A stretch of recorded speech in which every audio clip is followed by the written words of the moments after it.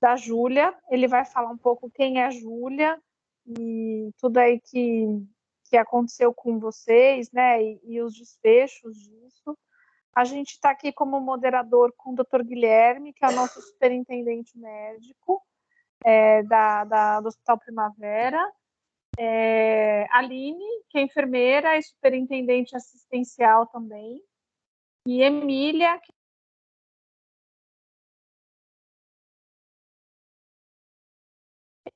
Opa, acho que meu áudio fechou. Deixa eu ver. Então, Emília, que é a nossa enfermeira do Núcleo de Segurança do Paciente, que tem um projeto super bacana que chama Projeto Paciente Seguro, e ela vai contar um pouquinho para a gente o que é esse projeto rapidamente e o que é essa apresentação. Depois o espaço é todo seu, Francisco, para você poder aí ficar à vontade e contar a tua história e falar um pouquinho. Ok. Francisco, boa noite. Aline, Guilherme, todos que estão aqui participando com a gente. Eu sou Emília, sou enfermeira do setor da qualidade e hoje eu coordeno o Núcleo de Segurança do Paciente do Hospital Primavera. Eu estou muito feliz de ter você aqui nesse espaço, né, que a gente está aqui trocando experiências, e a gente tem lá um projeto chamado Paciente Seguro, onde a gente fomenta a cada 2 meses, a gente trabalha uma meta de segurança do paciente. Essa meta que a gente está trabalhando agora é a meta 2 de comunicação efetiva, e a gente resolveu, Francisco, trazer o tema que é comunicação difícil dentro da equipe assistencial, né, para toda a equipe assistencial. Eu acho que a sua história, a história da Júlia, vai contribuir muito para a gente, né, porque a gente consegue saber o relato de quem esteve do outro lado, e você consegue trazer para a gente qual é a experiência de um acompanhante, de um pai, que teve todas as informações que precisou por toda a equipe assistencial. Então, muitíssimo obrigada por ter aceitado participar. Aline, obrigada. Guilherme também. E, assim, eles estão representando todo o corpo do hospital, né? Toda a ponta, toda a assistência. E a gente pretende amadurecer muito esse processo e que seja uma construção contínua e sólida aí. Francisco, muito obrigado mais uma vez. O espaço é todo de vocês, pessoal. Obrigada. Boa noite, Francisco. Seja bem-vindo. Está ouvindo? Estão ouvindo? O que aconteceu? Está ouvindo, Francisco? Chama o enfermeiro aí para te ajudar.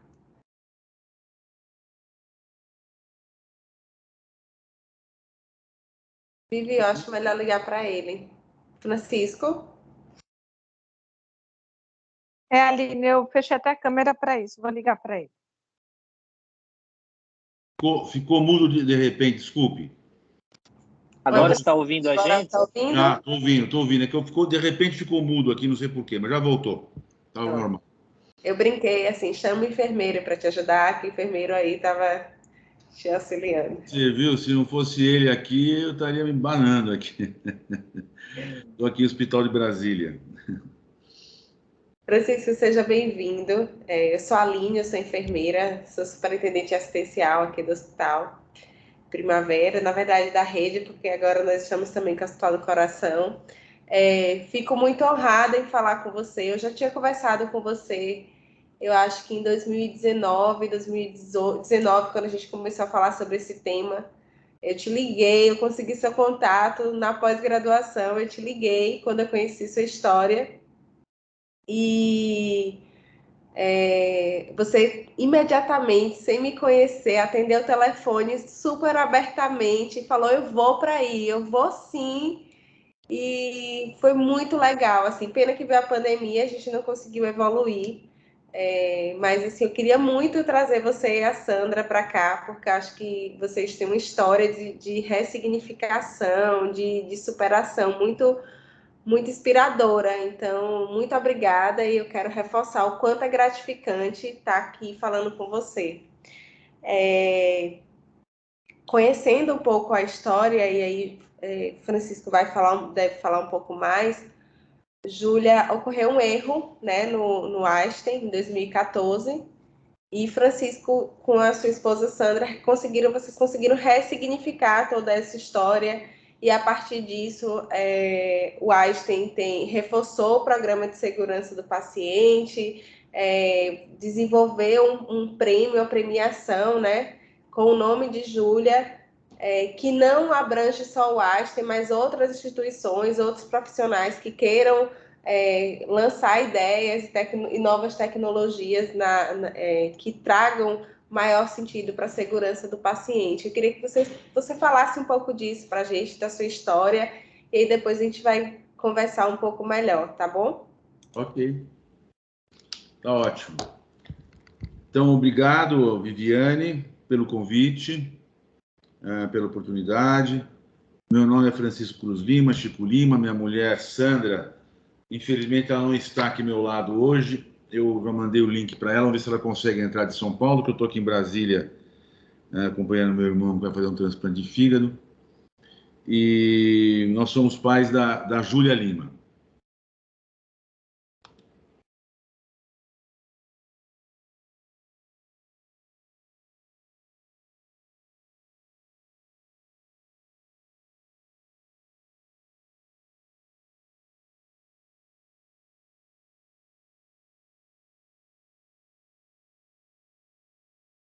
Francisco, desculpa te interromper. Esse Não. vídeo ele tem áudio? Tem A áudio. gente não tá. A gente não tá. Eu, pelo menos, não estou conseguindo ouvir. Eu acho que não sei se o pessoal também. Teria que compartilhar o áudio do vídeo. Então, vai ter que sair do compartilhamento e voltar, compartilhar e clicar no botão que diz assim, compartilhar áudio do computador. Espera aí, vamos lá. Sem problema. Compartilhar. Aí tem uma tagzinha assim, compartilhar áudio do computador. Ou ativar áudio do computador. Incluir áudio do sistema. Isso, áudio do sistema. Poxa vida, hein? O enfermeiro foi embora e me largou na mão aqui. Vamos lá. Vai lá. Não se preocupe não que outra enfermeira salva. Foi? Foi. Oi, estamos aqui para falar um pouquinho da nossa família. Meu nome é Sandra, Francisco é Francisco. Temos 3 filhos, Rodrigo, Ricardo e Júlia. Júlia nasceu em dia 4 de outubro de 1987. E foi uma menina muito esperada, muito querida. Eu queria muito, muito uma menina. Vivia atrás dos meninos, sempre, sempre. Um pouquinho pentelha com isso também, que eles ficavam meio... né, uma diferença de 5 e 6 anos, mas ela era assim alucinada por eles. Um sorriso cativante, lindo, 1,62 m, 1 centímetro mais que eu, cabelo comprido, morena, um cabelo lindo. Tinha uma paixão muito grande desde pequenininha, que é o balé. E o balé realmente foi tudo para ela. Foi para Cuba junto com a escola, ela fez Paula Castro. O Francisco também é bailarino, né? Então fazia viola. E eu não gostava de ir, então às vezes ela ia com ele. Dançava comigo no viola, quando ela ia, lógico. Fazia muita questão do atriz. Estudou no Célia Helena, fez aquela Fátima Toledo, Oficina dos Menestréis, fez Relações Públicas na faculdade, por sinal, entrou em primeiro lugar. A Júlia estudou em Londres, em Nova York, no México. Trabalhou comigo, com eventos, na minha empresa, depois ela foi trabalhar na Globo. Quando eu precisei dela para me ajudar em algumas coisas, assim, de meter a mão na massa, ela estava sempre disponível, ela ia atrás, se preocupava com a família. Não, tinha muitas amigas, amigos. Muitos amigos, eu nunca vi tanto.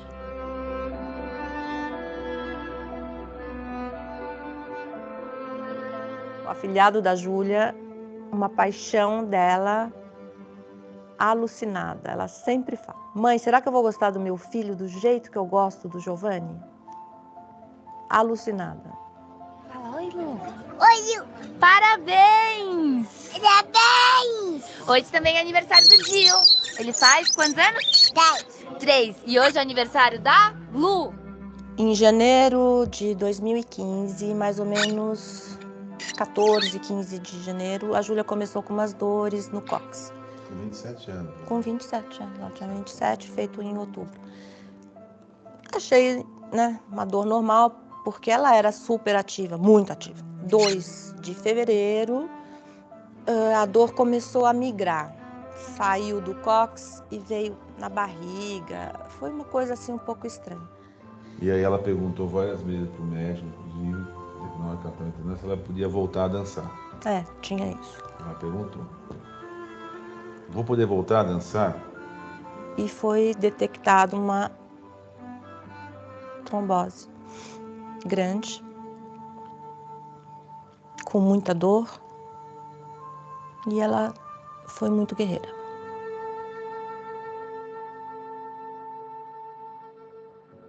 Júlia tinha muitos sonhos. São tantos os sonhos que eu não vou conseguir falar tudo aqui, mas um que chama a atenção é o teatro, ser uma atriz.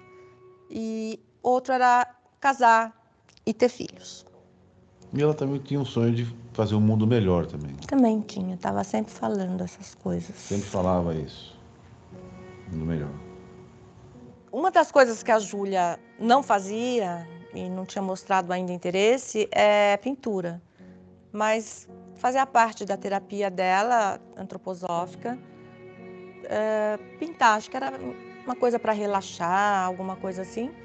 E ela fez 5 quadros, aquarela, que na minha opinião 4 são muito bons. O primeiro ficou médio, mas o último, que chama Entre Dois Mundos, é muito bonito.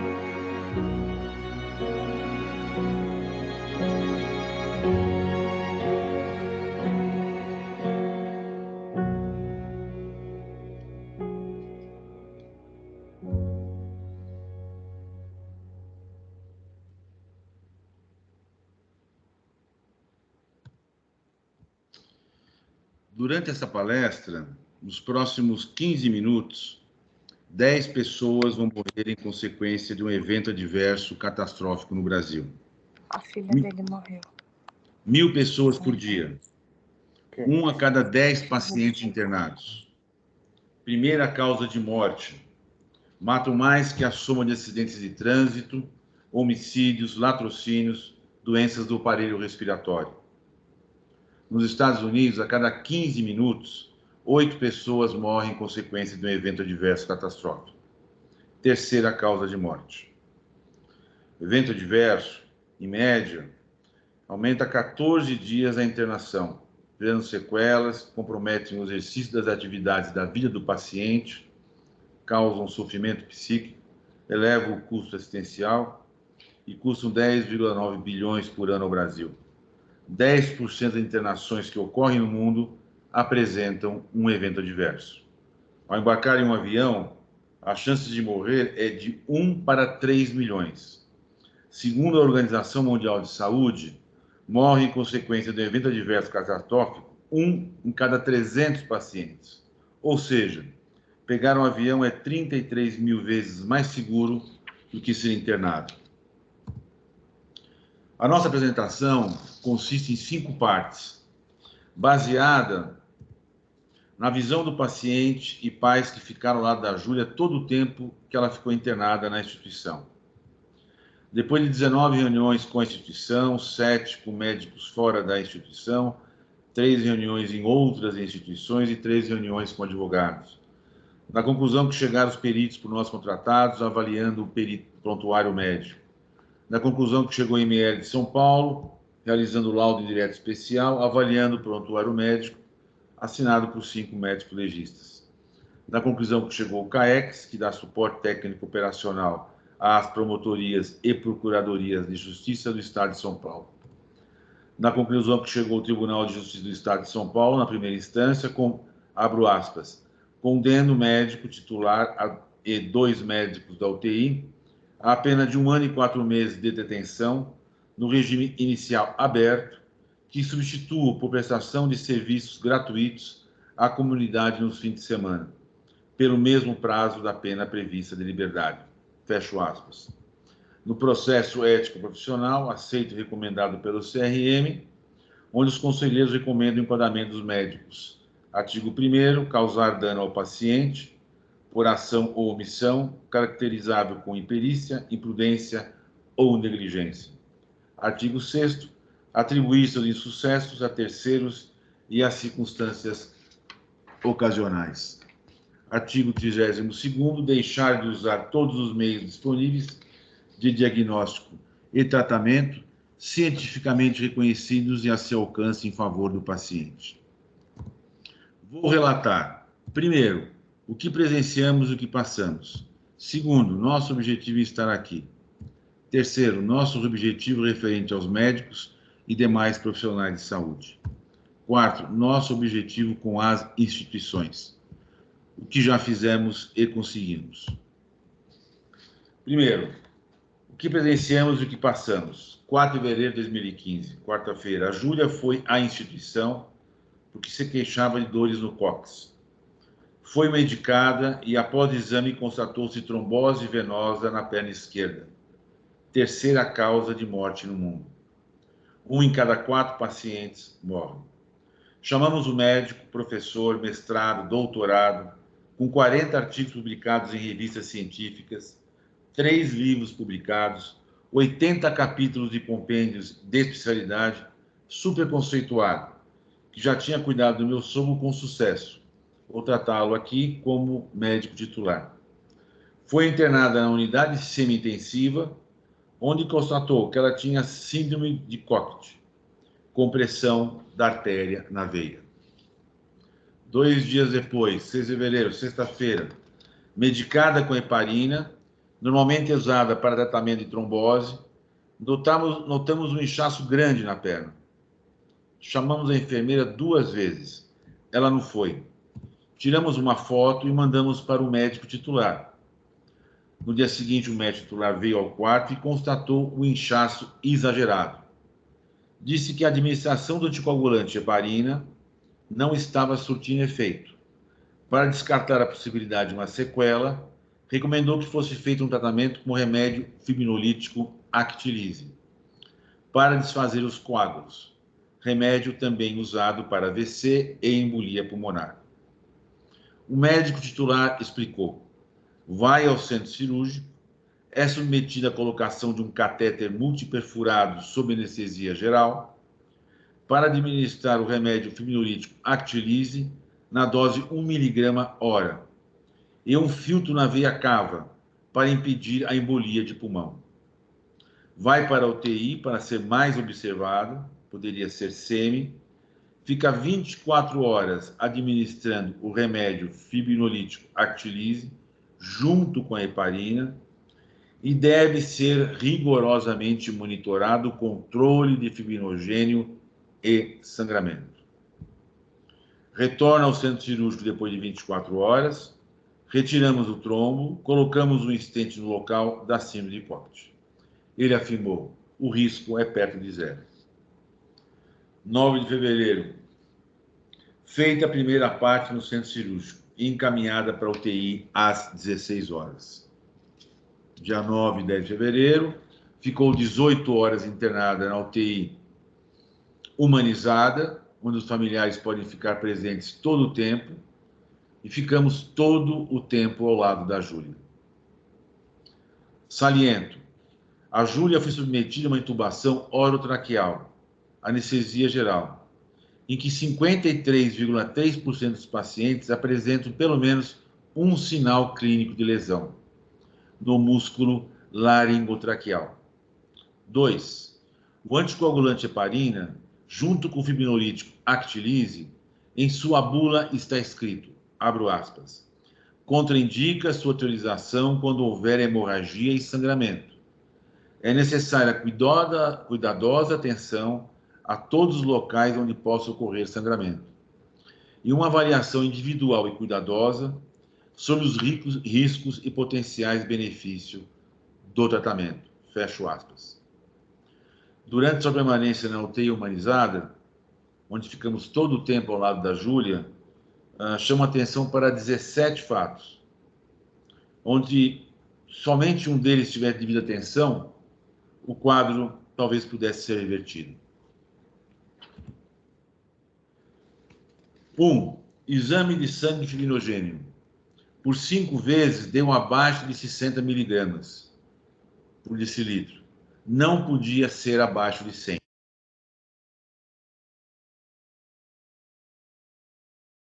Francisco, fechou seu microfone sem querer, eu acho.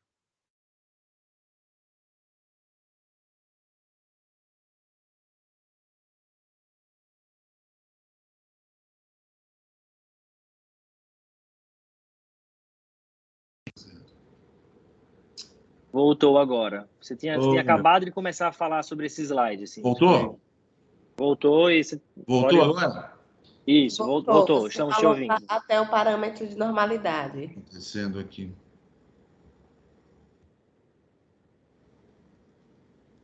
A gente está te ouvindo, Francisco. Você está ouvindo a gente? Sim, ouvindo. Agora sim. Pode Pronto, seguir? voltou já. Pode seguir. Mas vocês ouviram desde o início o fibrinogênio 5 vezes deu abaixo de 60? Isso até o 100, Isso. quando você falou de 100. Tá.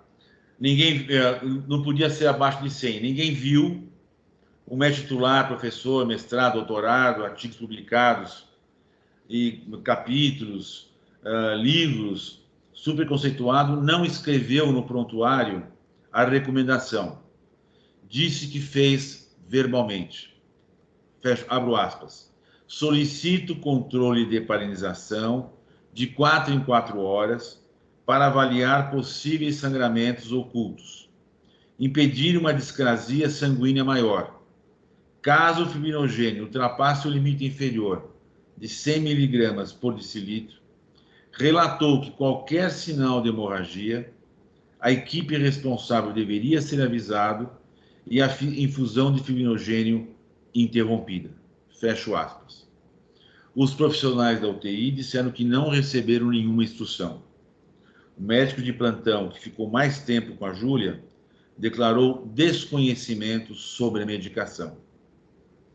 Declarou desconhecer o limite aceitável da dose de fibrinogênio e declarou que estava cuidando de uns 10 pacientes mais graves.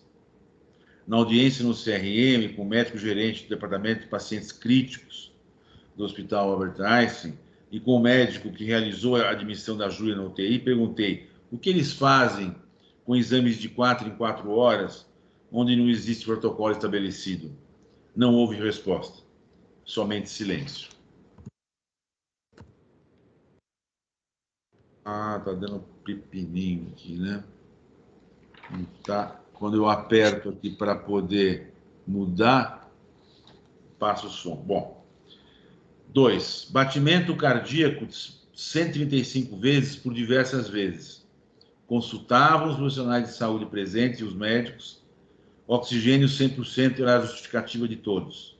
Na verdade, ela estava suprindo a falta. Diziam tudo normal.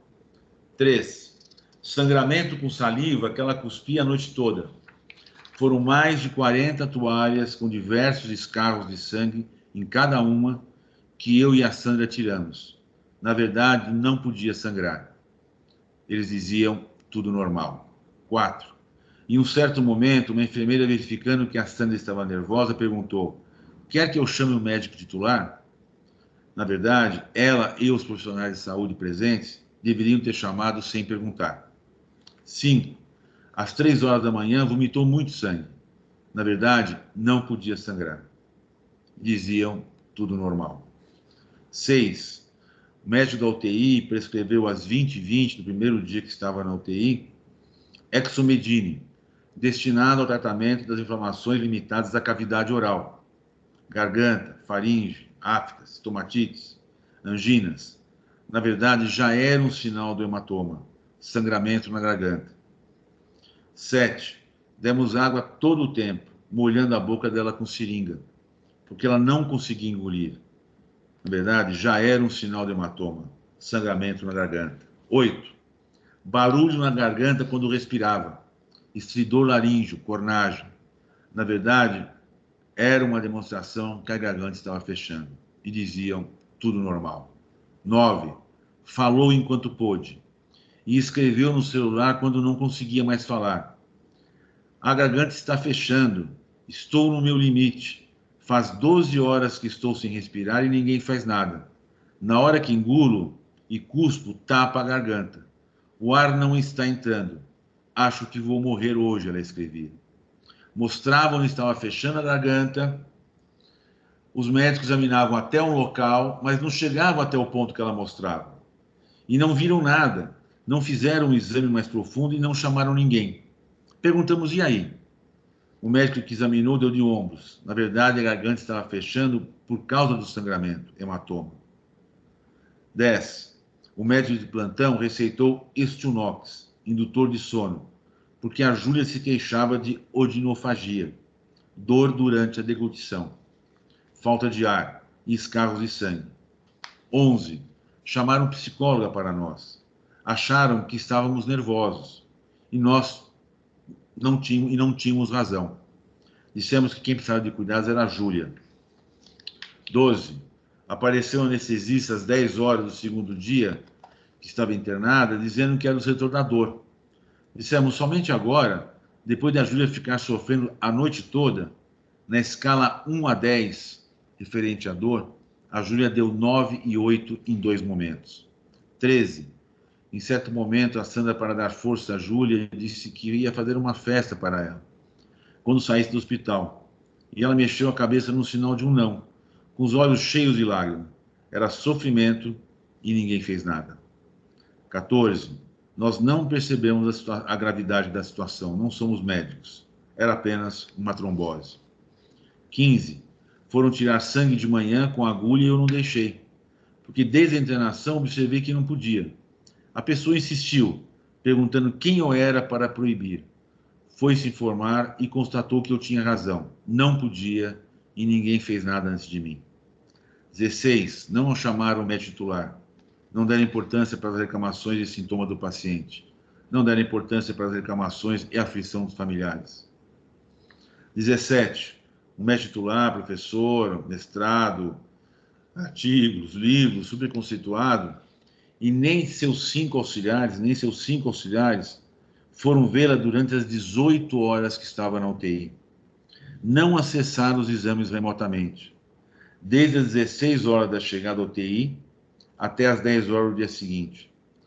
Depois de tudo que aconteceu, o médico titular denunciou os profissionais da UTI à Comissão de Ética Médica da instituição,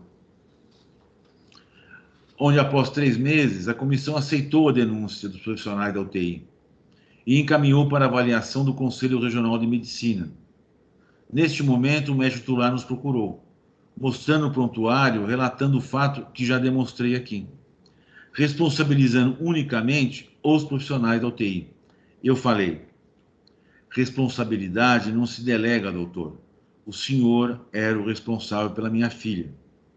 Ele respondeu, a partir de agora, eu e minha equipe não deixamos de visitar ou monitorar nossos pacientes mais do que o intervalo de 2 horas. Eu entrei na sindicância do CRM, denunciei o titular, a denúncia foi aceita. Este é o resultado do exame de broncoscopia, quando a Júlia chegou ao centro cirúrgico. Não valorizaram as queixas clínicas. A intubação orotraqueal que a Júlia foi submetida acarretou uma lesão na laringe que, em virtude da anticoagulação com heparina, associada ao fibrinolítico actilise, a níveis de fibrinogênio repetidamente inferior a 60, desencadearam um aumento progressivo do hematoma da laringe, desconforto respiratório, dor à deglutição e escarros com sangue, que persistiu por mais de 12 horas e em nenhum momento foi valorizado pelos profissionais de saúde. Chegou ao ponto de impedir a visualização da laringe e da glote, com obstrução total do fluxo de ar. E conforme laudo feito pela doutora Márcia Giacomelli, logo que a Júlia chegou ao centro cirúrgico, abro aspas, passagem do aparelho por via nasal, visualizando grande hematoma em hipofaringe e laringe impedindo a visualização da laringe e da glote, com obstrução total do fluxo de ar. Dessa forma, contraindica a intubação traqueal translaríngea, mesmo guiada por broncoscopia. Fecho aspas. Um simples raio-x mostraria a deformação no tecido mole. Não der importância para o exame de sangue, com fibrinogênico inferior a 60, não se interessar em saber para que servia, não der importância para o local que a Júlia mostrava, que a garganta estava fechando, não conseguia comer e beber, depois não conseguia engolir, depois foi para a cornagem, depois parou de falar e depois para auxílio na respiração com BiPAP. Não preservar as vias respiratórias, não der importância para a dor, não der importância para os sangramentos, não der importância para a fala dos familiares e não conduzirem casos semelhantes. O médico titular e seus auxiliares não foram vê-la na UTI. Segundo, nosso objetivo em estar aqui. Ninguém passa o que passamos. Eu e a Sandra, com os médicos e demais profissionais de saúde, fomos desprezados e ignorados. Ninguém passa o que passou a Júlia. Sofreu durante 18 horas, não foi dada importância para suas reclamações e evidências clínicas. Que os pacientes familiares perguntem se o médico e demais profissionais de saúde têm tempo para você. A história nos ensina que no início das maiores tragédias existe a ignorância.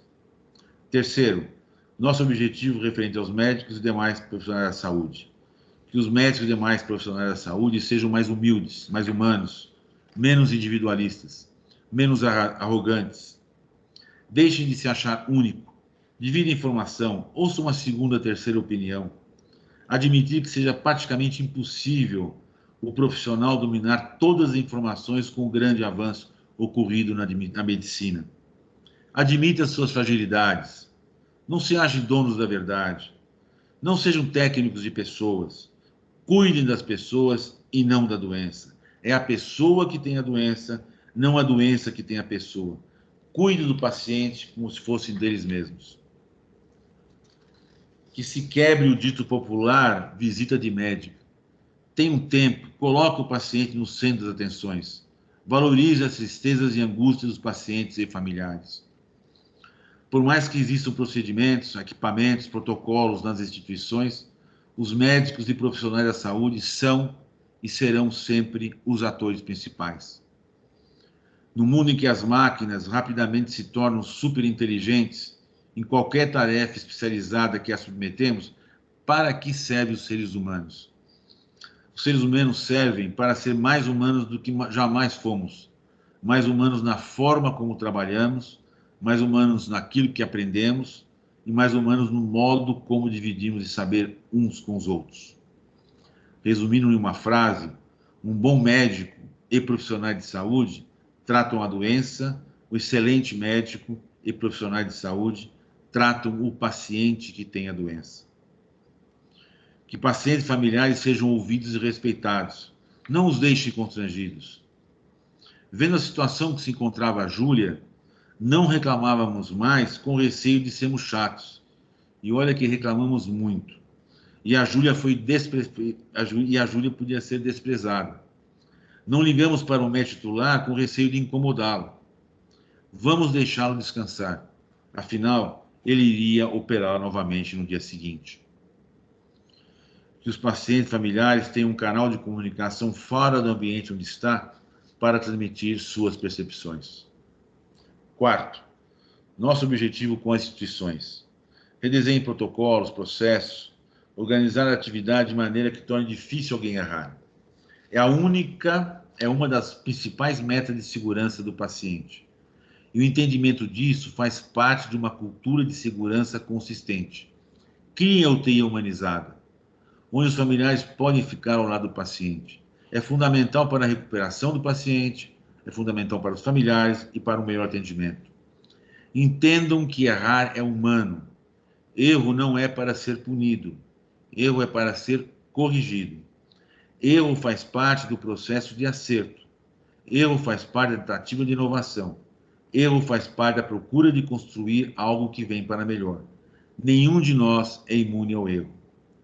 Uma boa cultura de segurança pressupõe que qualquer decisão crítica deva ser tomada com concordância de toda a equipe médica, numa cabine de avião, numa usina nuclear, numa UTI ou num centro cirúrgico. Mesmo pessoas muito bem intencionadas, muito competentes e experientes podem errar. A decisão compartilhada é uma das práticas de segurança aprendidas por meio de experiências trágicas. Adote o não omissão e negligência. Se unam em projetos, pesquisas, dividam informação, afinal o resultado é benéfico para todos.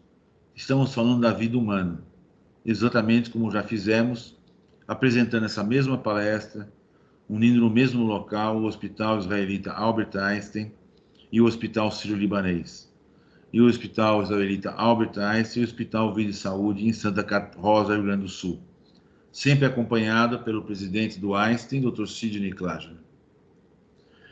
Que as instituições tomem emprestadas técnicas de outros setores, áreas de manufatura e aviação, usado por algumas instituições, conforme publicado pela revista The Economist, reduzindo o número de mortes durante uma cirurgia em 1% e complicações pós-operatórias em 5%. Na instituição, a transparência é necessária sempre.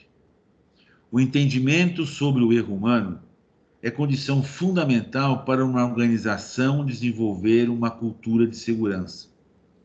A transparência, a honestidade, a verdade, o fornecimento de todos os documentos necessários e solicitados, as respostas com exatidão e sem camuflar nada do Hospital Albert Einstein desde o primeiro momento foi e está sendo fundamental para o esclarecimento dos fatos, resultando em ações extraordinárias, desatendimento, protocolos, projetos e etc. No acidente de Chernobyl e na atual epidemia provocada pela coronavírus, a maior lição aprendida foi que é preciso dizer a verdade a todos. Qualquer tentativa de camuflar a verdadeira situação pode resultar em grandes tragédias. Quinto, o que fizemos e vamos fazer? Mesmo sofrendo com a prematura perda da Júlia, nós nos dispusemos a trabalhar junto com o Hospital Albert Einstein, conforme conversa com seu presidente na época, o Dr. Cláudio Lodenberg, porque acreditamos que ações construtivas sejam o melhor caminho para se corrigir falhas e evitar que outras famílias passem pela mesma experiência.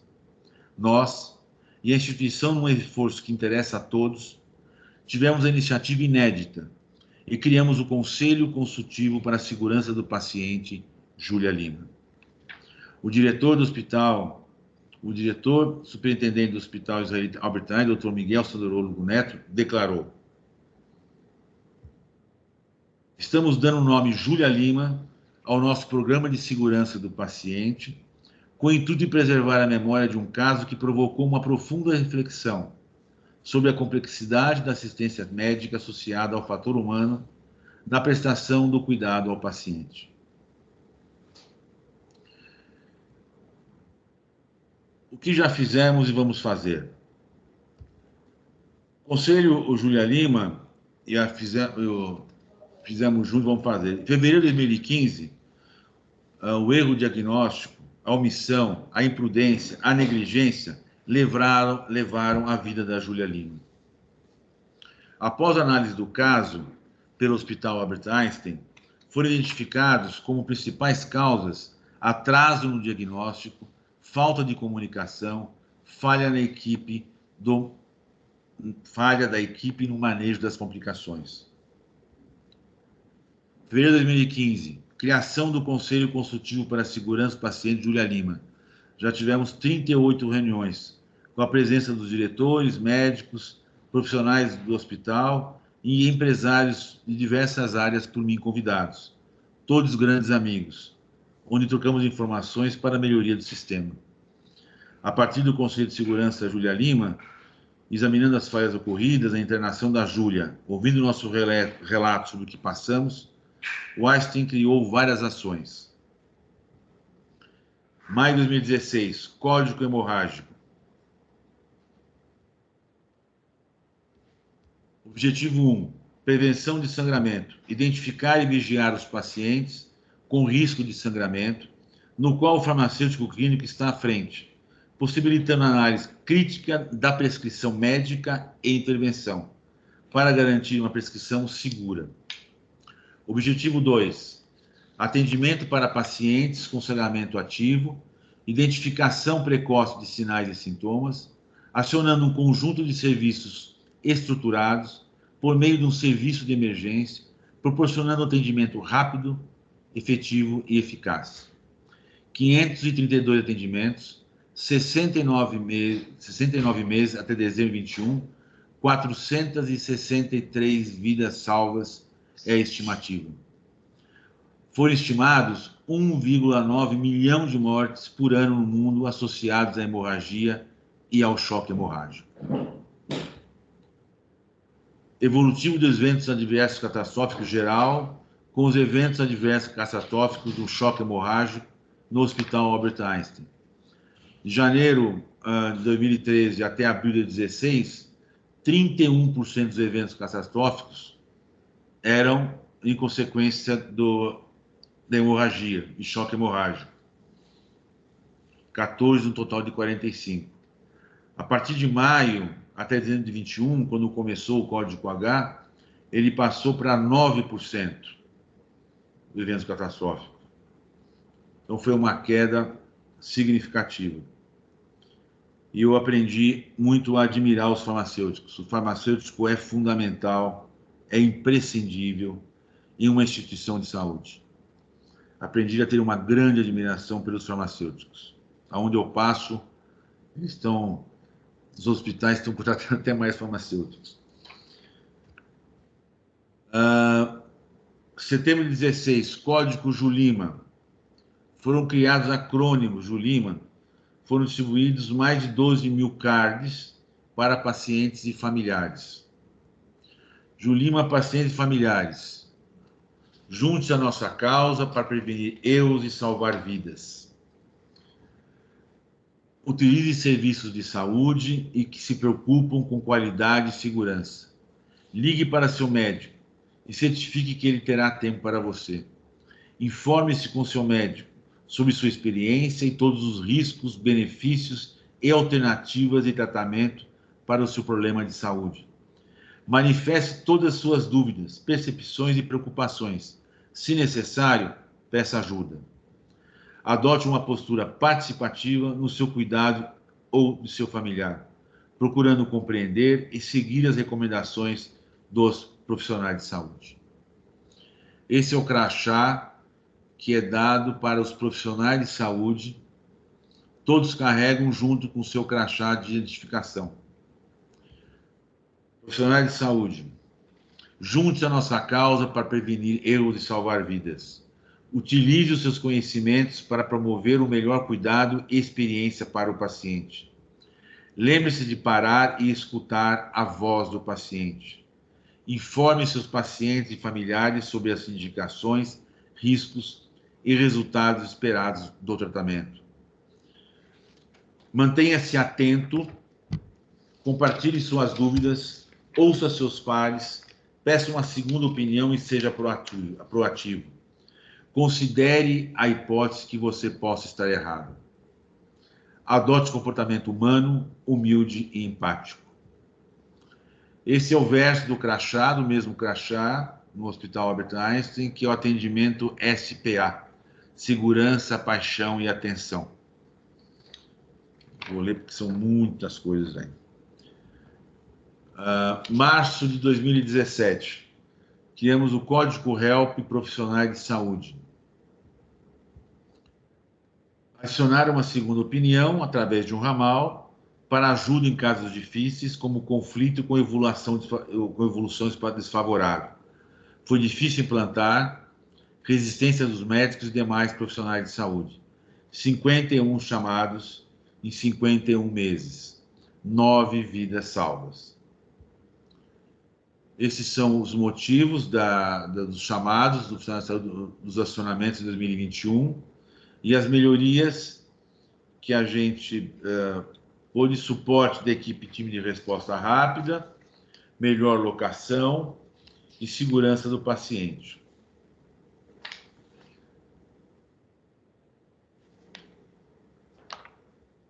Dezembro de 17.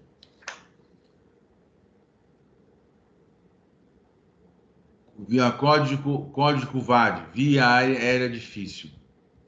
Objetivo 1, assegurar um atendimento especializado imediato ao paciente no procedimento de intubação e obtenção de uma ventilação eficaz em pacientes com via aérea difícil. O médico especialista deve atender o chamado em até 5 minutos. 354 acionamentos em 48 meses. Tempo médio de chegada, 2,34 minutos. Vias aéreas garantidas em 100% dos atendimentos. Fevereiro de 2018, Código Help pacientes e familiares. São distribuídos folders para os pacientes familiares quando chegam ao quarto, existe aviso nos aparelhos telefônicos.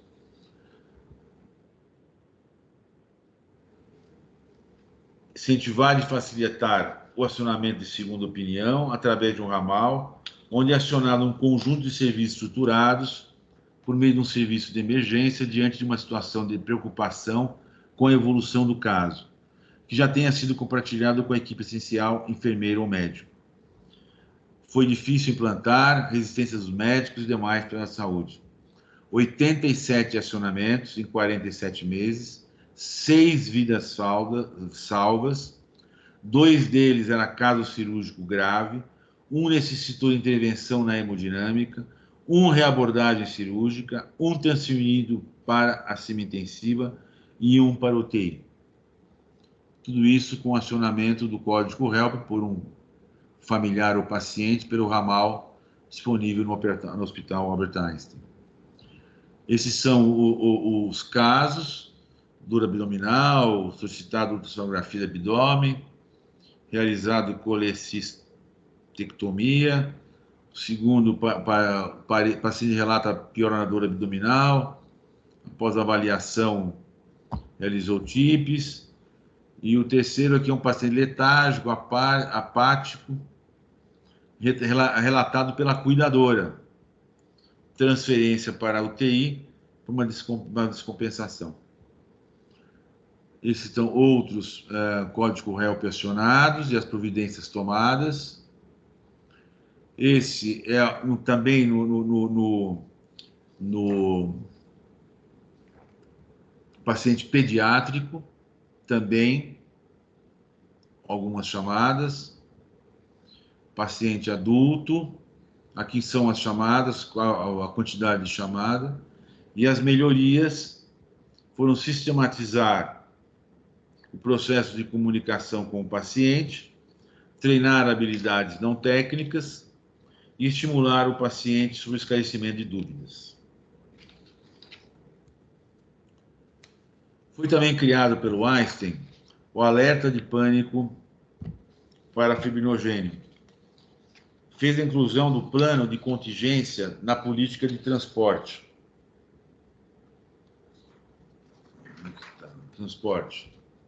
Fez treinamento HCRM. Fez reuniões de mortabilidade na UTI, refez a rotina de visita do médico titular à UTI e refez os protocolos de condutas médicas.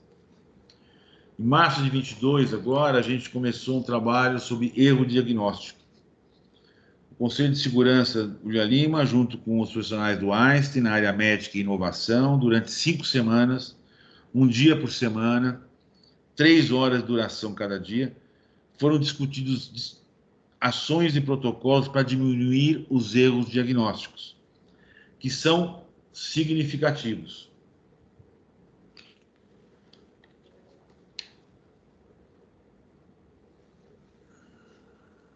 Por que precisamos dar atenção aos erros diagnósticos? Eles são difíceis de medir, mas o que se sabe nos mostra um problema significativo.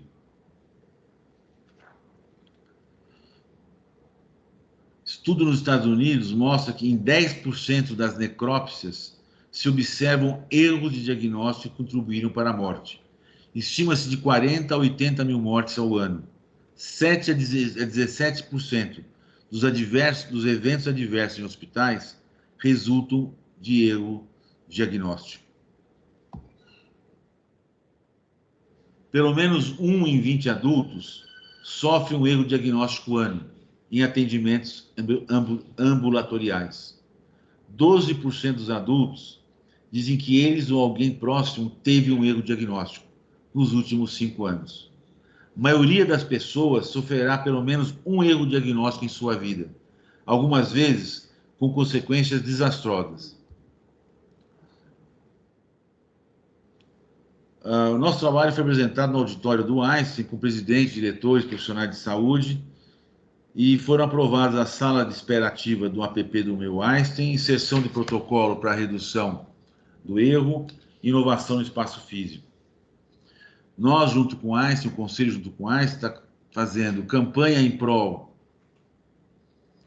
da segurança do paciente, participando de palestras, criando um documentário para podermos levar a instituições públicas, privadas, nacionais, internacionais, a faculdades de medicina e meios de comunicação. Inserções da questão de segurança do paciente no currículo da faculdade, sempre voltados à segurança do paciente, com o nome Júlia Lima. Está desenvolvendo linhas de pesquisa em segurança do paciente, criou fóruns e conselhos para engajamento de pacientes e familiares para a segurança do paciente, disseminando práticas de segurança em escala para profissionais de saúde por meio de aplicativos de ensino à distância. Já foram mais de 1.186 vidas impactadas, mais de 478 vidas salvas, mais de 67 palestras realizadas em todo o Brasil, mais de 5 palestras realizadas internacionais e 38 reuniões do Conselho Júlia Lima.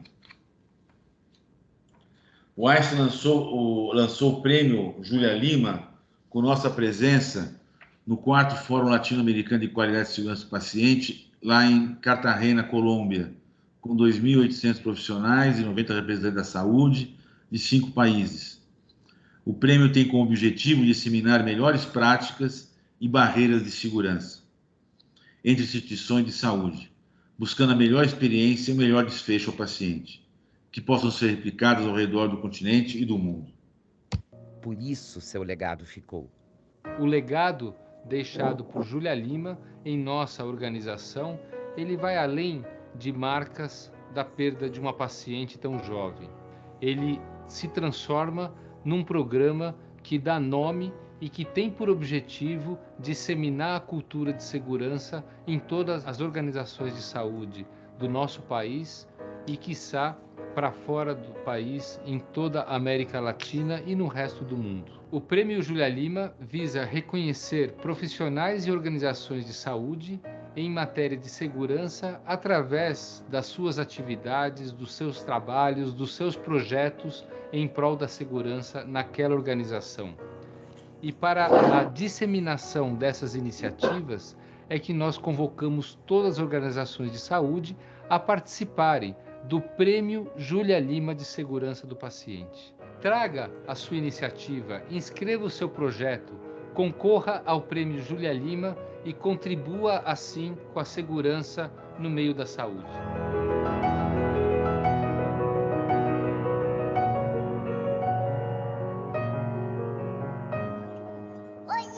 Parabéns!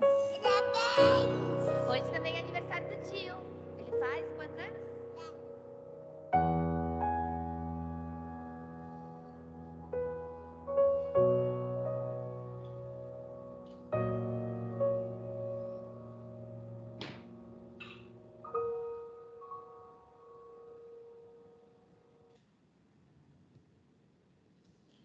O Prêmio Internacional Júlia Lima foi entregue em 14 de outubro de 2019, no 5º Fórum Latino-Americano de Segurança da Saúde, e teve 162 trabalhos inscritos, 128 do Brasil, 61 da América do Sul e Europa.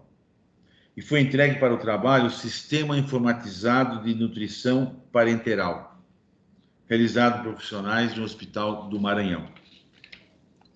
Em 14 de setembro de 22, agora em São Paulo, no 7º Fórum, Tivemos 271 trabalhos escritos, o fórum foi realizado aqui na Faculdade do Einstein. 271 trabalhos escritos, 939 autores, 5 países, 264 do Brasil, 7 da América do Sul, Europa e África, e foi entregue para o trabalho inclusão do acompanhamento farmacêutico aos usuários diabéticos insulino dependente na rede básica de saúde da Prefeitura de São Paulo. Realizado por profissionais da equipe farmacêutica da UBS Vila Calu, São Paulo. Vocês são líderes, participem. Todo ano temos o Prêmio Júlia Lima, parou agora na pandemia, mas vamos voltar. E quem ganha um prêmio e ganha um curso nos Estados Unidos, especialização que o Einstein proporciona, junto com o IHI. Nas 68 palestras que já fizemos, eu e a Sandra, todas de grande importância, com um público de 50 até 1.700 pessoas, tiveram alguma significativa. No Hospital do Ribeirão Preto, o Einstein nos acompanhou, mostrando como é que era o método de ensino com os alunos dele, que eles levavam à sala de aula um problema para os estudantes, e daí dividiu em grupos. Esse grupo formado tinha que sair com um diagnóstico, e depois toda a sala de aula teria que sair com um diagnóstico.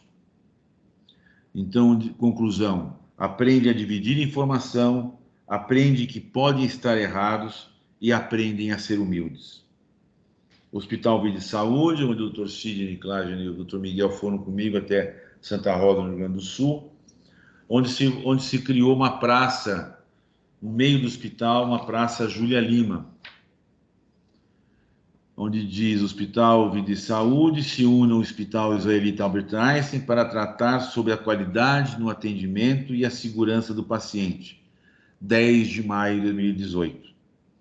Depois de 3 anos da parceria, onde o Hospital Vida e Saúde atende 95% do SUS, não tinha nenhuma acreditação, em 10 de maio de 21, foi acreditado no nível máximo 3 do ONA, com a parceria junto com Einstein. Quando estivemos na região, falamos para mais de 500 pessoas, entre profissionais de saúde e estudantes. Hospital do Rio de Janeiro, que eu fiquei sabendo, sem eu saber, que eles se uniram para fazer uma vaquinha para proporcionar a minha ida até lá.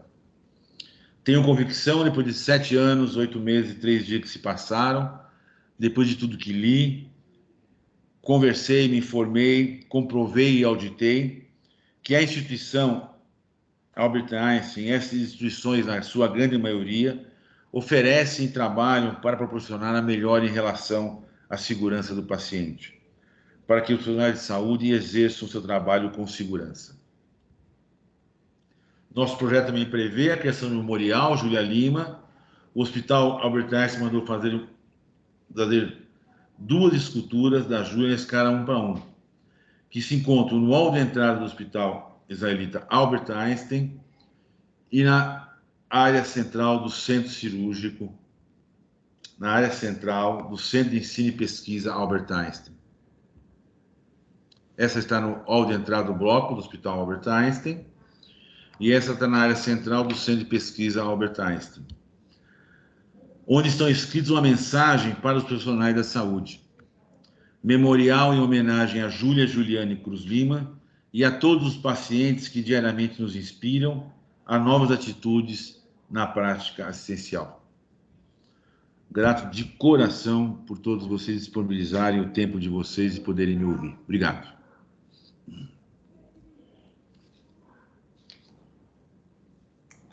Nós que agradecemos a você, Francisco.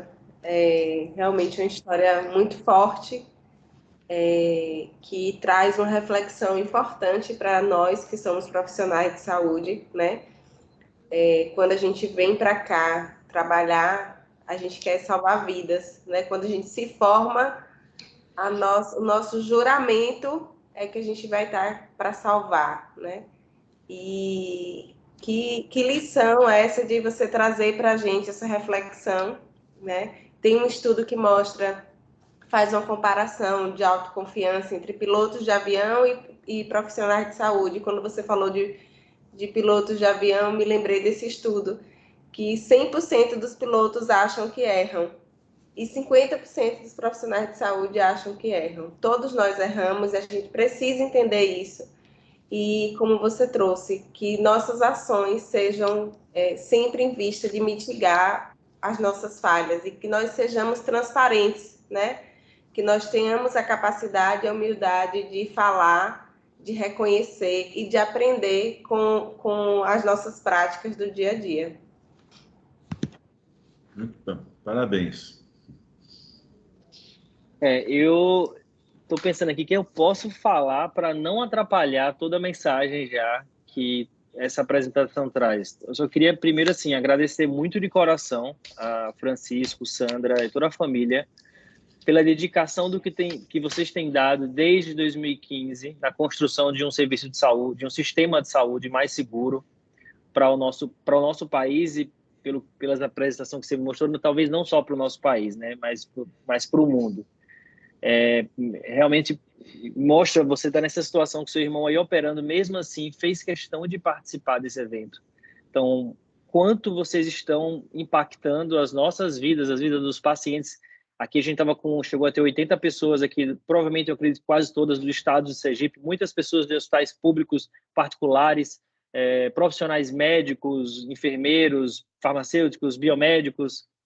Então, na verdade, assim, eu quero mesmo agradecer, parabenizar e encorajar que nós possamos pegar um pouco dessa energia, dessa vontade de seguir construindo.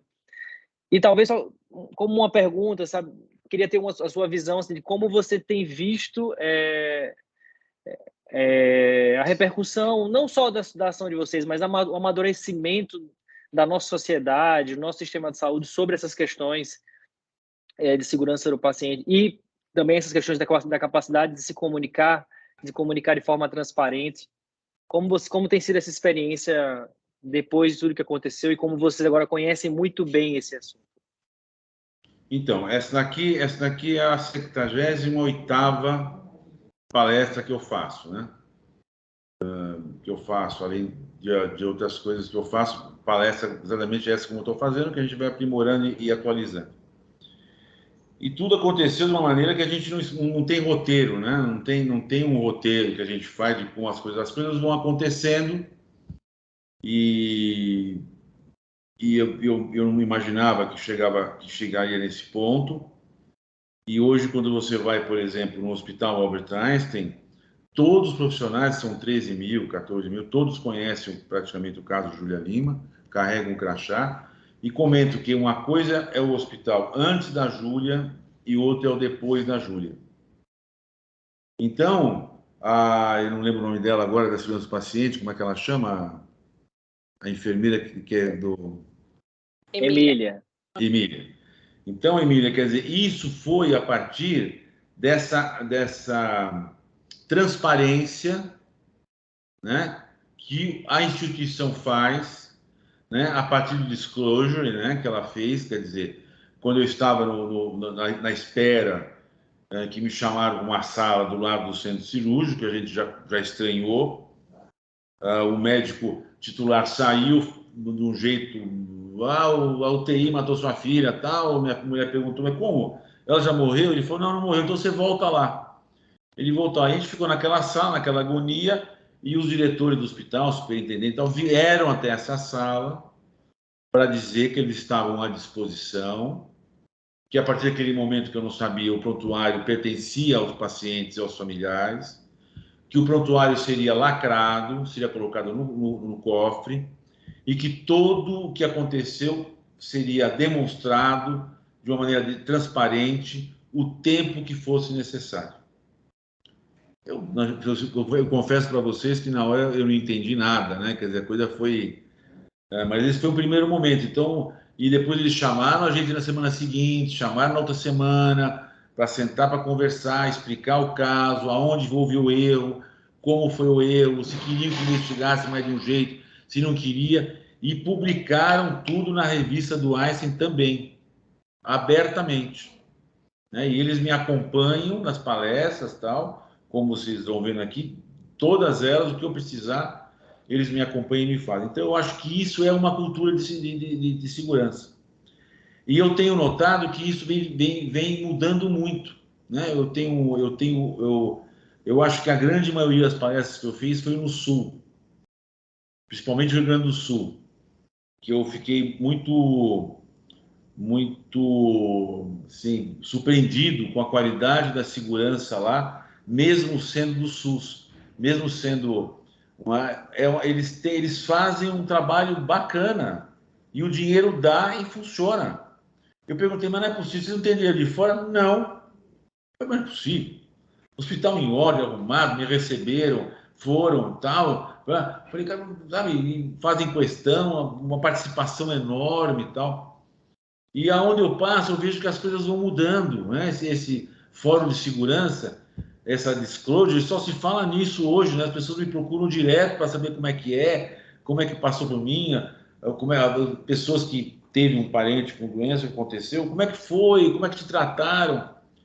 Então, eu acho que está mudando muito para melhor, eu acho.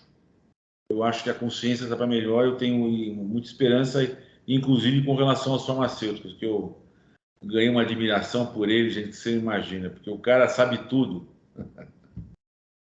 Verdade, a gente vê uma evolução grande, né, dos farmacêuticos, da participação deles no cuidado assistencial, né, não só no cuidado logístico, mas no cuidado assistencial, na prática.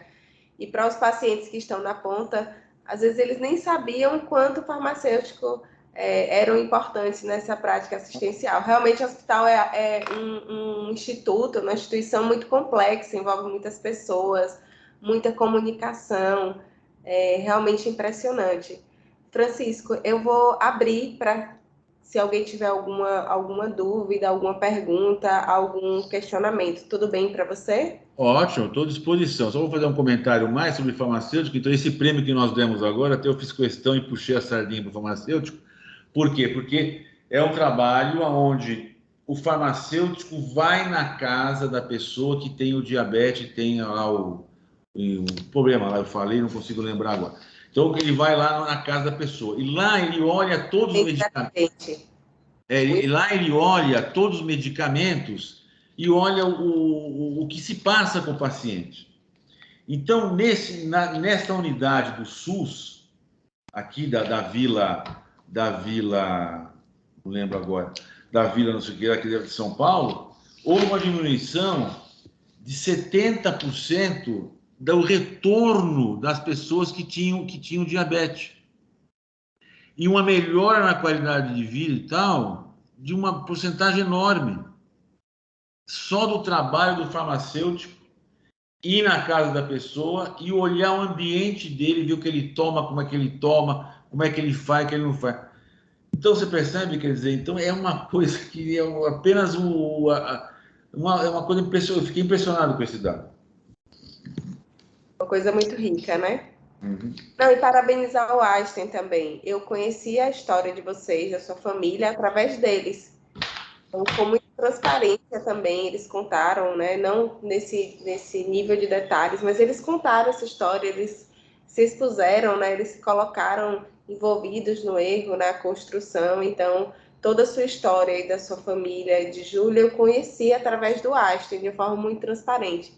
Então, isso também serve de inspiração para a gente que nós que estamos aqui, né, na instituição de saúde, né, lidando com pessoas, e como você falou, nós precisamos ser humanos, né? Então, muito, muito impactante, muito forte. Alguém tem alguma dúvida? Alguém quer colocar alguma coisa? Doutor Silas. Boa noite. Boa Boa noite, noite, Guilherme. Boa noite, Aline. Boa noite, Vivi, Emília e todo mundo. E, primeiro, gostaria de, não poderia ser diferente, de parabenizar do fundo de coração o senhor, seu Francisco, que conseguiu transformar uma dor num movimento tão maravilhoso, né? O case de Júlia, eu não conhecia detalhes como eu conheci hoje, mas, claro, a gente discutiu o case na pós-graduação. Quando a gente fala de segurança do paciente, não tem como não falar. Não sabia de detalhes, hoje realmente foi mais impactante. Inclusive, quando terminou a sua fala, a gente tem que ter um tempinho para se restabelecer, para conseguir falar novamente. né? E não tem como não ser tocado, não tem como não ser alertado e mostrado, como a gente fala, no cru, a realidade, né? O quanto realmente a gente, como profissional de saúde, tem que ter um olhar a mais, principalmente um olhar além da doença, o olhar do paciente. Se a gente começar assim, e as nossas decisões, por mais que a gente tenha alguma limitação técnica, por mais que a gente tenha alguma limitação de equipamento, se a decisão for focada no paciente, a gente já sai ganhando muito. Mas, assim, eu trabalho no Hospital Primavera há um bom tempo e a gente vê a mudança disso, o impacto que isso tem dado, né? Iniciando pela transparência, como você deixou bem claro na sua experiência lá com Einstein, a transparência foi a primeira coisa que impactou, né? E seguindo nas mudanças para estudar, usar aquilo como exemplo para implementar melhorias no serviço. Mas, assim, realmente, eu vi o caso a miúde, como a gente teve a oportunidade agora à noite, não tem como não ser uma coisa transformadora na vida da gente. Por mais que a gente estude, por mais que a gente trabalhe, por mais que a gente fale de protocolo, por mais que a gente fale de segurança do paciente, você saber a descrição feita dos fatos vai tirando o nosso fôlego progressivamente, porque a gente vê a sua narração, né, tecnicamente falando, as coisas acontecendo e a gente, pô, tá na cara, tá acontecendo algo grave e isso foi negligenciado. Então, será que isso, aí a gente começa a pensar, será que isso já está acontecendo com a gente e a gente também não está vendo? E numa instituição que tem um nível acima da média, isso pode acontecer? Será que na nossa instituição, será que nos meus pacientes também não está acontecendo? Não tem como a gente não se questionar. Então, assim, parabéns de coração. Realmente, apesar de já conhecer a história, mas ouvir do senhor e principalmente essa capacidade que essa família, né, que a sua família teve de transformar esse momento em esse movimento grandioso, é uma coisa que eu só tenho que bater palmas e agradecer por compartilhar isso com a gente. Obrigado, doutor. Obrigado pelas palavras. Obrigado. Eu acho que o mais importante é a transparência, né? Eu torço muito por todas as instituições que estão criando essa área de segurança do paciente, uma coisa que eu estou vendo que está cada vez mais acontecendo. Tem 3 ou 4, não sei se são 3 ou 4 que me procuraram, que eu botei em contato com o Einstein para ver como é que eles faziam, como é que eles funcionam. O Einstein abre tudo, comunica como é que faz, recebe as pessoas para mostrar como é que eles fazem. Pode ser um exemplo, né? As instituições não são iguais. E é isso. Se não tiver transparência, pode acontecer muita tragédia. Então tem que ser sincero e transparente. Uma coisa que eu queria frisar, incluindo, assim, relacionando com o que o Dr. Silas falou, é que como essa jornada em busca da segurança do paciente é uma jornada longa e contínua, né? Porque o Einstein foi o primeiro hospital no Brasil a ter uma acreditação internacional em 1999. Esse evento com a Júlia foi em 2015, então ele já tinha 16 anos que tinha uma acreditação. E já era um dos grandes, a nossa principal, entre as principais referências da excelência no cuidado em segurança do paciente. E mesmo assim, tudo isso aconteceu. Então, mostra o quanto a gente tem que trabalhar e o quanto a gente tem pela frente. Que nunca a gente provavelmente vai estar seguro 100%. Essa busca tem que ser contínua, a gente não pode relaxar. E eu acho que o caso fortalece muito e além do olhar técnico, né, é o ouvir, é prestar mais atenção às pessoas, à família, porque o que o senhor fala muito no relato é isso. As pessoas achavam que era só ansiedade, mas a gente sabia que tinha alguma coisa errada. Então, acho que essa é uma coisa que toca muito a gente, como o Silas falou, a gente se pergunta, será que eu também não faço isso? E eu tenho certeza que a partir de agora, assim, todos nós vamos guardar um pouquinho dessa situação e quando a gente se deparar com uma nova situação assim, vai falar, calma, vou dar um pouco mais de atenção, porque pode ter algo além do que a gente está vendo, né? Então, é muito, muito, assim, muito forte esse caso, e essa realmente é uma grande aula sobre todos os aspectos de segurança do paciente, de qualidade do cuidado. E desligar o modo automático, né, Guilherme? Desligar o modo automático. A gente precisa parar, entender que cada paciente, cada família é importante nesse processo. Cada paciente é um paciente, né? Eu fico muito feliz que eu vou plantando sementinhas da Júlia, né? Agora plantei aí em Aracaju com vocês, agora no Sergipe, plantei mais um pouquinho de sementes e a gente vai plantando. Como ele falou, a gente precisa ficar atento, né? Eles se ancoraram na intubação orotraqueal, ancoraram nesse diagnóstico e não saíram dele durante as 18 horas, mesmo ela com cornagem. Eles não saíram disso. Você imagina que situação? É complicado. Alguém mais quer colocar alguma coisa, quer falar? Sim, Aline. Boa noite, pessoal. Boa noite, Francisco. Primeiro, queria agradecer pela história, né? Eu já conhecia um pouco dessa história de Júlia, mas não tão rica com detalhes. Realmente, as ações implantadas são ações inspiradoras, mas algo me chamou bem a atenção quando você foi trazendo a linha do tempo das ações sobre o conselho consultivo do paciente. Queria entender um pouco como é que funciona. Tá. Então, o Einstein tem mais de um conselho, tá? Ele tem conselhos de paciente, que ele começou um pouquinho, eu acho que foi antes do caso da Júlia. Então, ele tem conselho paciente pediátrico, conselho paciente oncológico. Ele tem, eu acho que uns 2 ou 3 conselhos, não vou saber exatamente falar. O conselho Júlia Lima é um conselho à parte, né? Começou olhando a Júlia, o que aconteceu com a Júlia, para que não se repita o que aconteceu com a Júlia. Esse foi o intuito. E com esse intuito, junto, a gente foi agregando coisas, e é um conselho que é o mesmo, permanente, as pessoas são as mesmas. Nos outros conselhos, não. Eles fazem conselhos com pacientes, e eles vão mudando de conselho, ou continuando no mesmo, mas eles procuram mudar.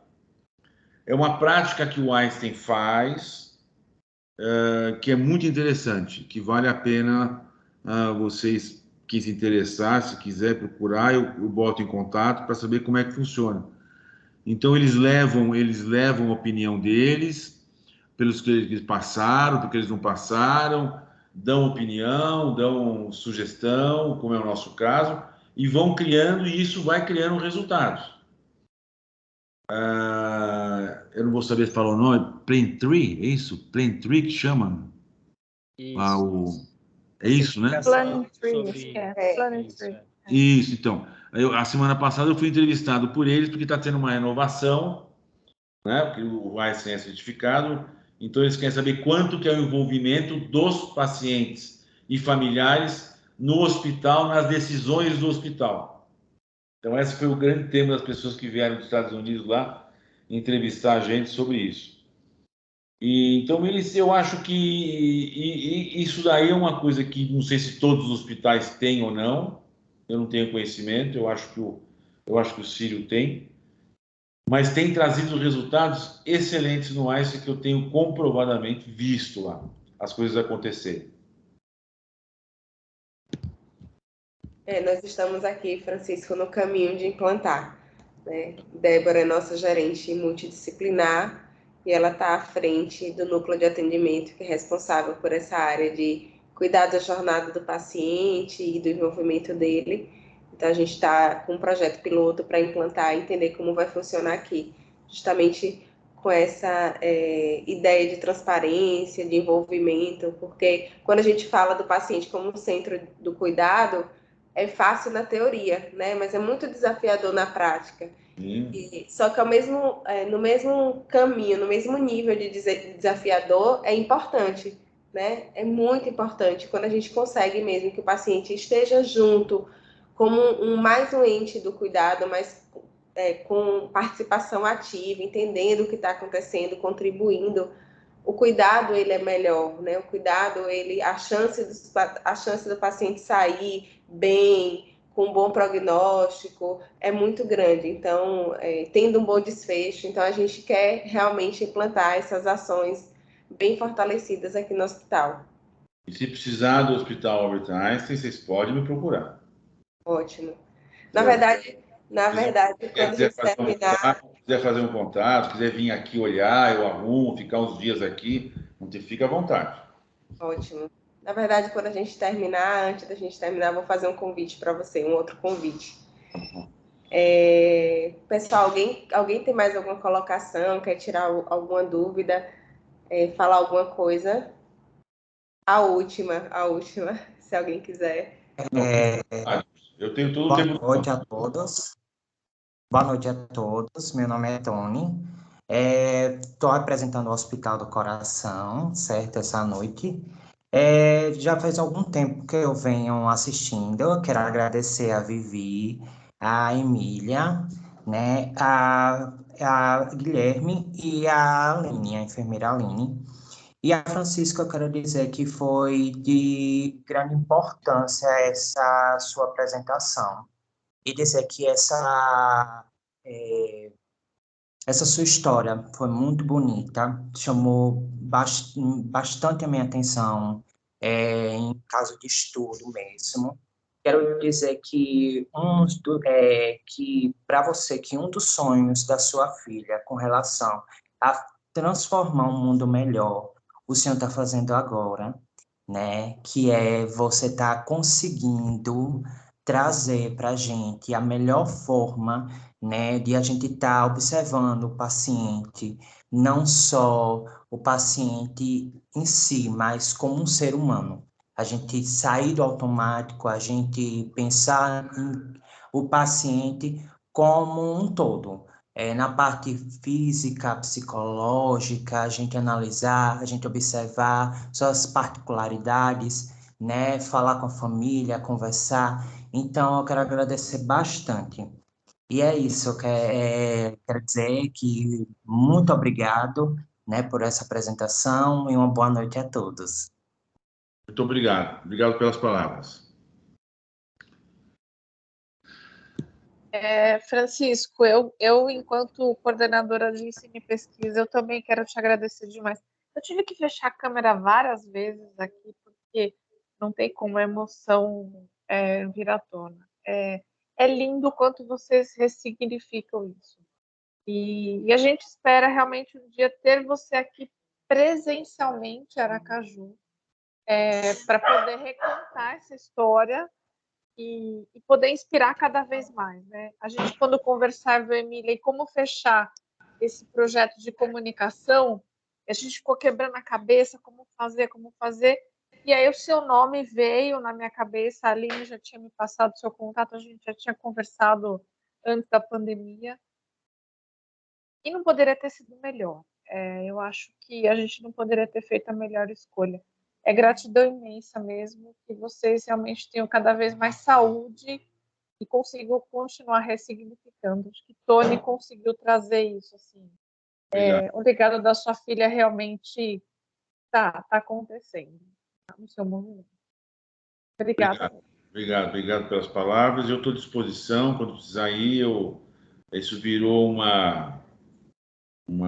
eu não entendi a hora, momento que eu não esteja disponível com esse objetivo. Eu estou à disposição. Francisco, muitíssimo obrigada. Já compartilhando todos os agradecimentos. Como o Vivi colocou, foi fantástico, sua apresentação foi fantástico, compartilhar com os profissionais da instituição tudo isso. Você traz na sua fala o tempo todo, parte do princípio que o evento pode acontecer e a gente tenta amadurecer isso, falando para todo mundo que a gente precisa discutir abertamente, falando dessa transparência. Isso é muito claro na sua apresentação o tempo inteiro. Eu acho que é uma coisa que a gente está fortalecendo e amadurecendo na instituição. Eu tenho 2 filhas, Francisco, e uma delas é Júlia Lima. O nome da minha filha é Júlia Lima, então o tempo todo você coloca aí o tempo todo. É muito forte para mim, porque você fala o nome dela o tempo inteiro, Júlia Lima, Júlia Lima. A segunda é Lua Lima, e aí eu tenho frequentado muito o hospital, porque Lua foi uma bebê prematura, ela agora tem 1 ano, e aí eu tenho estado muito no hospital enquanto acompanhante, enquanto mãe. E aí, para mim, tem sido fácil, porque a clareza das informações de tudo está ao meu alcance o tempo inteiro, né? Então, quando eu estou frágil, eu tenho várias pessoas que me amparam. Eu já liguei para a Aline, já liguei para a Débora, já liguei para várias pessoas que estão aqui. E elas conseguem se comunicar e ser muito claras comigo. E o que eu pretendo com tudo isso é que todas as mães, que todos os acompanhantes tenham esse amparo o tempo inteiro, tem essa clareza o tempo inteiro, independente de ser uma profissional que é profissional da instituição, independente de ser profissional de saúde ou não. Então, assim, muitíssimo obrigada. Eu não tenho... Gente, é sério, eu não tenho palavras. A gente já passou muito do nosso tempo. E a sensação que a gente tem é que a gente poderia ficar aqui muito mais tempo falando sobre tudo isso. Muitíssimo obrigada. Obrigado.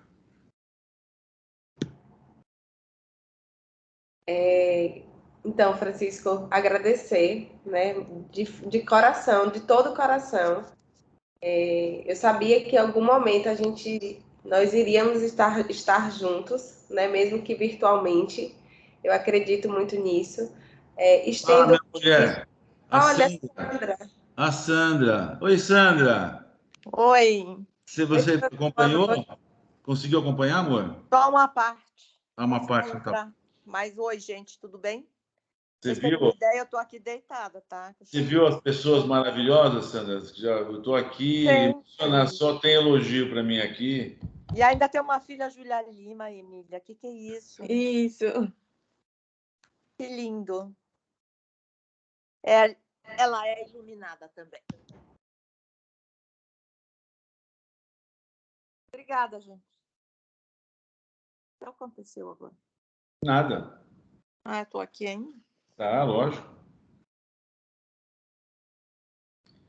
Então, Aline, obrigado. Como eu falei, é difícil se recompor, né? Depois de tanta coisa assim, às vezes a gente fica sufocado. Verdade, Silas. Então, Sandra, eu vou estender o meu convite para você, tá? Eu ia fazer para Francisco, mas vou estender para você. No ano que vem, nós queremos fazer um evento científico na Semana da Enfermagem, voltado, de fato, para uma assistência segura, uma assistência de qualidade. E se organizem para, no mês de maio, vocês estarem aqui em Sergipe, para conhecerem a nossa casa, os nossos hospitais, né, as nossas equipes. Com certeza, com toda certeza, vocês farão uma grande diferença nesse evento, né? Então, assim, já faço esse convite de agora, é um sonho, tenho muito sonho de ter um evento científico aqui dentro do hospital. Eu acho que esses 2 últimos anos foram com pandemia, foram anos desafiadores para nós, mas se organizem para que em maio vocês estejam aqui conosco, tá? Com prazer, estaremos aí. Combinadíssimo, maior prazer. Obrigada, gente. Muito obrigado pela oportunidade, como eu falei. Eu acho que a gente vai plantando sementinhas da Júlia por aí. Ela deixou uma missão para nós, né? Deixou para mim e para a Sandra. E a gente está tentando cumprir essa missão, né? Então a gente vamos tocando. Né? Temos mais 2 filhos. Ela faz muita falta, mas ela deixou um legado aí que está surtindo bastante coisa bacana. Guilherme? Eu só estou aqui agradecendo, assim, por poder estar vivendo esse momento e aprendendo e me dando mais energia ainda para conseguir trabalhar em busca de um cuidado focado no paciente de verdade, assim, né? E nós todos aqui quem está aqui essa hora ainda imagina, conversando sobre qualidade do cuidado, sobre segurança do paciente. Então, eu estou aqui no momento só de gratidão, muito impactado. Eu acho que, Sandra, quando você entrou, todo mundo ficou um pouco calado, porque com tudo que foi falado, ter vocês juntos também, eu acho que traz ainda mais um peso, um símbolo. Eu já vi muitas aulas de segurança do paciente, eu já dei muitas aulas de segurança do paciente, mas eu nunca fiquei tão impactado, nada que eu tenha visto gerou tanto impacto quanto esse momento agora aqui com o Francisco e a história de vocês. Saibam que a história já é muito conhecida, né? A Júlia Lima e a história de vocês já é muito conhecida, mas eu acho que poucas pessoas ainda tiveram um contato direto, de ter essa aula diretamente dada por vocês, pelo Francisco, e o peso é muito maior, é muito diferente. Então, vocês, agora, através da gente, também estarão sendo representados, buscando aqui no nosso estado, que é o menor estado do país, mas que tem muita gente que quer cuidar muito bem. Agora, vocês estão aqui também conosco, fazendo um sistema de saúde melhor. Muito, muito obrigado. Obrigada a você pelas palavras. Sempre bom. Amém. Obrigada. Vamos regar a sementinha, Júlia Lima. Vamos sim. Vamos sim. Vamos vocês. Nós estejamos escrevendo um projeto. No próximo. Concorrer ao prêmio no próximo. Né? Então, eu vou adorar. Boa. Vou gostar muito. Vamos torcer. Boa, você vai ser muito bem-vindo. Larissa Elias levantou a mão. Quer falar, Lari? Foi sem querer, a intenção era botar palminhas. Tá bom. Larissa é uma grande incentivadora de artigos, de escrever, de projetos. Quem sabe não saiu aí do centro cirúrgico. Larissa é nossa coordenadora de enfermagem do bloco operatório aqui do hospital. Muito bom, gente. Vocês têm um trabalho bonito. Obrigada, boa noite. Muito obrigada a todos que estão aqui até agora. Francisco, boa cirurgia para o seu irmão. Hoje ele estará nas minhas orações. Acho que assim, essa sua nobreza de estar aqui conosco ainda mais nesse momento. Então, boa cirurgia para ele, boa recuperação e uma ótima semana para vocês, tá? Para vocês também. Beijo, gente. Beijo. Obrigado. Tchau, gente. Obrigada. Tchau, tchau.